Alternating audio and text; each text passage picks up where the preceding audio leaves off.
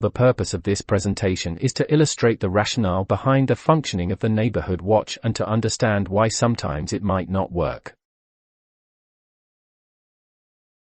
Who are the protagonists of Neighbourhood Watch? As many of you already know, the Neighbourhood Watch is a community-based crime prevention program which aims to improve the quality of life within a neighbourhood by minimizing preventable crime and promoting closer community ties. To achieve these goals, the program relies on the partnership between the community and the police. What is the scope of the Neighbourhood Watch? As already mentioned, the Neighbourhood Watch is a community-based program, and it expresses its maximum effectiveness when residents create and work in small groups connected to each other. This is because residents are only able to effectively control and interpret relatively small spaces as far as their gaze reaches, as they preserve their ability to interpret the context and share the knowledge with their neighbors. It is an obvious fact that the further we move away from the environment which we are familiar with, the less effective becomes our ability to interpret the context. Here we are using the well-known routine activity theory, formalized by Lawrence Cohen and Marcus Felson in 1979, to explain how Neighbourhood Watch works. A routine activity theory is a key concept of the crime opportunity theory. This theory states that when the offender decides to commit a crime, he makes a rational choice, choosing targets that produce maximum reward with minimal effort. Crime is likely to occur when three essential elements converge in space and time. We need a motivated offender. This is any type of person who intends to commit a crime against an individual or a property. Or a suitable target. This is any type of individual or property that the motivated offender can easily attack. Or the absence of a capable guardian. This is any person or object that should protect the target. Or the commission of a crime, therefore, requires not only the presence of a motivated offender but also the presence of opportunities. Commit a crime, the offender must interact with the situational factors that favor it. Therefore, the lack of opportunities becomes a limiting factor over which the offender has little or no control and which can make the commission of a crime rare and unlikely for the potential victim, and difficult and risky for the offender. The reduction of criminal opportunities can certainly produce a substantial decrease in crimes. In some European countries, situational prevention has become an integral component of government's anti-crime policies. In these countries there has been a change in the public debate on crime control, which is no longer considered the exclusive territory of the police, but an issue shared by all sectors of society. In those countries it is widely believed that routine preventions, that means reduction of criminal opportunities, are a public duty.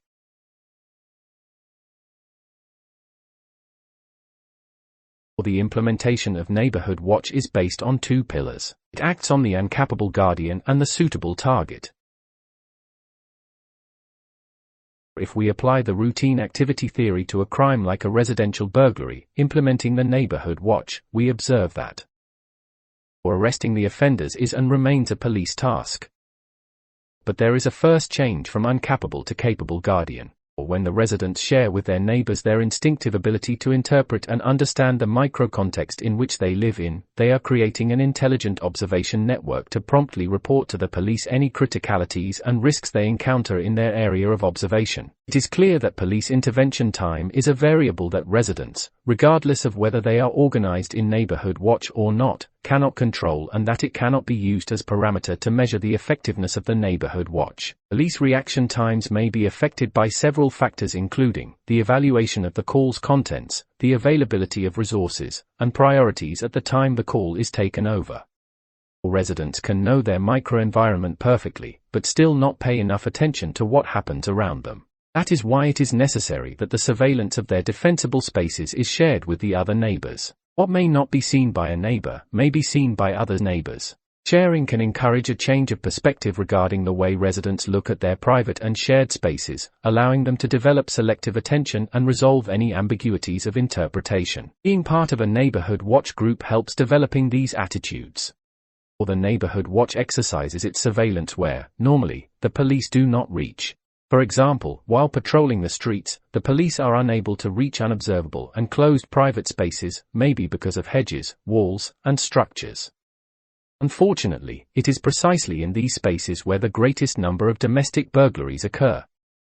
In addition, the Neighbourhood Watch is also able to exercise informal control over the public spaces around their homes when the police are not present. Or the Neighbourhood Watch holds its strength in the residents' almost instinctive ability to understand that there is something wrong with the spaces they identify as their own, making them defensible. Imagine one night, on your way home, you find a stranger in your home that you don't expect to find. You know immediately that something is wrong. Well, imagine reciprocally sharing this instinctive ability with your neighbors, not only about your home, but also about the common areas, your gardens, the driveway, and maybe the public spaces in front of your house. Well, that's the base of the Neighbourhood Watch. You've created an observation network.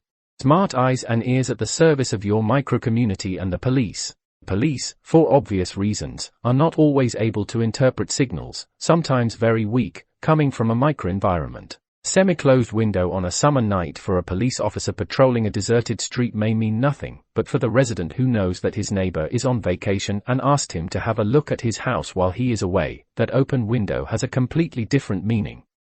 Or there is good news: to carry out the highly specialized surveillance of the Neighbourhood Watch, there is no need for intense training. The shared knowledge of places, habits and situations makes the neighbors a permanent surveillance system. What is unusual or what may represent a risk or a criticality is instinctively perceived by residents who will promptly report it to the police. This is something that we normally do not need to teach residents. What residents need instead are the instructions on how to organize a group of Neighbourhood Watch, the most effective ways to communicate within a group, and the best ways to report an event to the police.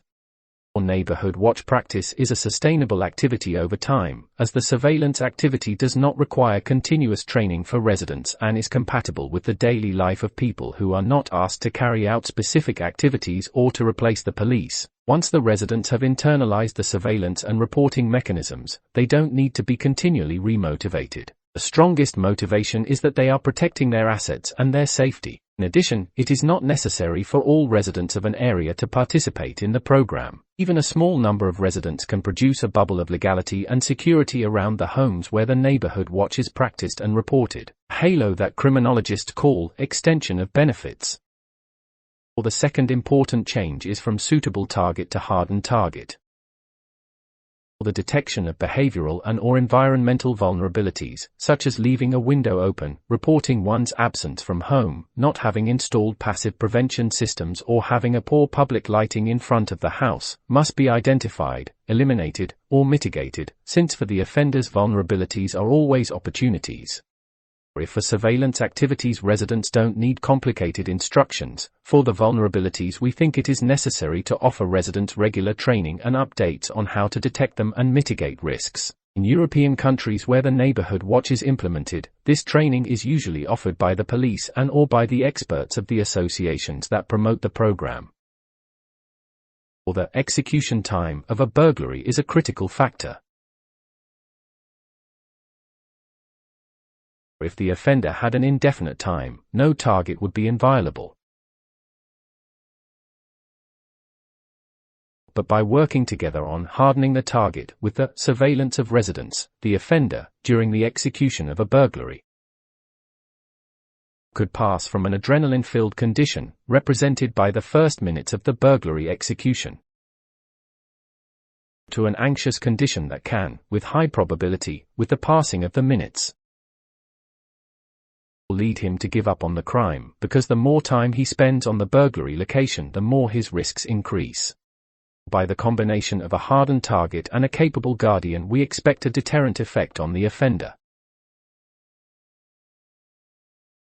In our experience, we observe that Neighbourhood Watch groups formed by residents that are too much scattered on the territory are less effective than the ones with residents which are concentrated in one place, because they do not benefit from the knowledge shared in a micro-context and, moreover, don't generate what are the positive side effects, now well documented in all Neighbourhood Watch experiences across Europe.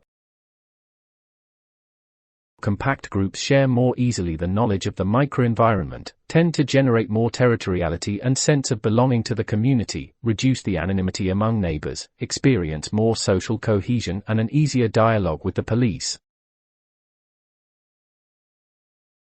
In Neighbourhood Watch groups across Europe, in the last decades new trends have emerged. Using neighborhood micro-networks, the Neighbourhood Watch groups now not only deal with predatory crimes but also with urban decay, not only reporting environmental crimes to agencies in charge, but also collectively taking care of public spaces.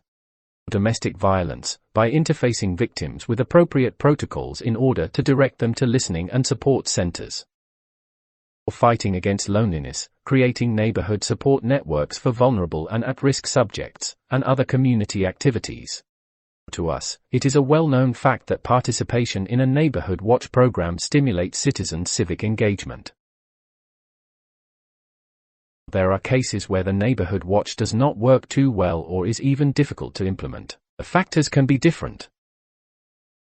From residents not very interested in Neighbourhood Watch, to conflicts between neighbours. From dwellings too far from each other, to a lack of confidence in the efficiency of the police. For example, delay in police intervention to citizens' calls can contribute to this mistrust. From an ideological hostility against the police, to the presence in the territory of surveillance networks of organized crime that control the territory in competition with those of the citizens, from which the citizens could fear retaliation. Neighbourhood Watch can certainly help reducing conflicts between neighbours or making them more interested in Neighbourhood Watch. Indeed, the Neighbourhood Watch can be a fantastic opportunity for dialogue and greater social cohesion. However, it can do very little to remove the other limiting or impeding factors. In conclusion, we are strongly convinced that the Neighbourhood Watch is a concrete and viable response to domestic burglaries and petty crime in general. Or whenever possible, local police and authorities should support existing Neighbourhood Watch experiences and promote its emergence in countries where it has not yet been implemented. Thank you for your attention.